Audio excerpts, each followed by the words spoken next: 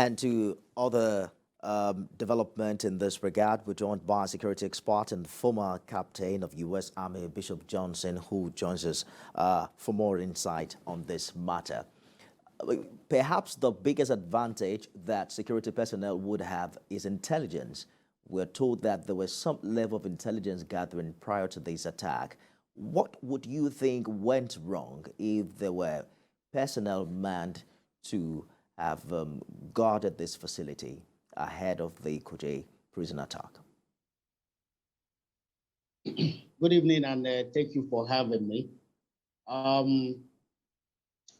With this report that there was some level of intelligence, and yet these invaders were able to penetrate the prison and were able to set free their colleagues and other prisoners. There could only be a few things that would be responsible for that. Either that these people were outgunned because they were inadequately prepared. Maybe the intelligence was not sufficient enough. It wasn't elaborate enough for them to understand the type of firepower that was being brought to bear, or that these people were simply complacent. Maybe there was some kind of sabotage or collusion or connivance that was responsible for this number of security personnel to be able to be there and yet unable to fend off these attackers. So that could only be two reasons why such things should have happened. Either they were complacent or they were outgunned. That could be two possible reasons, as far as I'm concerned, for them not to be able to fend off those attackers. How much firepower and just how many personnel would you think that a custodial center would need? And do you think that we can afford it for all of the correctional centers in the country? Well, initially, what I said in the beginning is that maybe the intelligence wasn't sufficient enough. It's possible that they had prepared, but they did not prepare enough because they never anticipated the amount of firepower that was being brought to bear. And so, yeah, sure, they probably had intelligence, but the intelligence may not have told them, look, this is what to expect, or this is who is coming, and stuff like that. And so, though they prepared, but they did not prepare adequately to be able to fend them off. Or they simply just abdicated their duties and left the area, the premises of the prison, thereby giving way to these people being able to penetrate the facility and free their colleagues and other prisoners.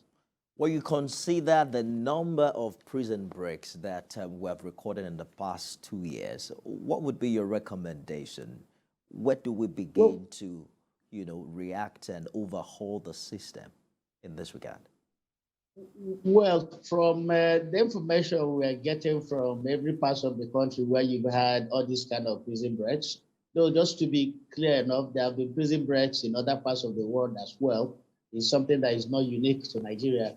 But unfortunately, we've had more rampant cases of prison breaks in Nigeria, and that speaks to a few things.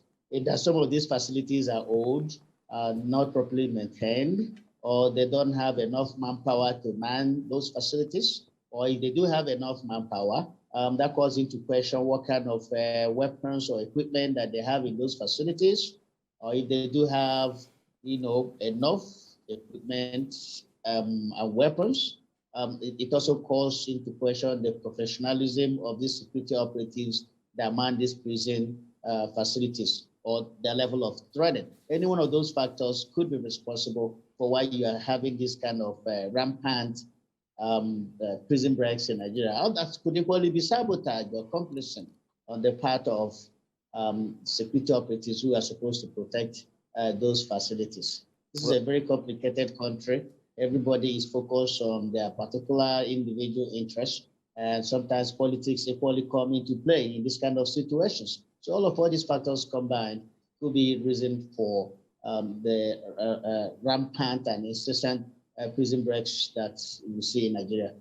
Indeed. There's also the issue of overcrowding, on the other hand. Security expert and former captain, U.S. Army, Bishop Johnson, thank you for talking to us on the news tonight. Thank you for having me.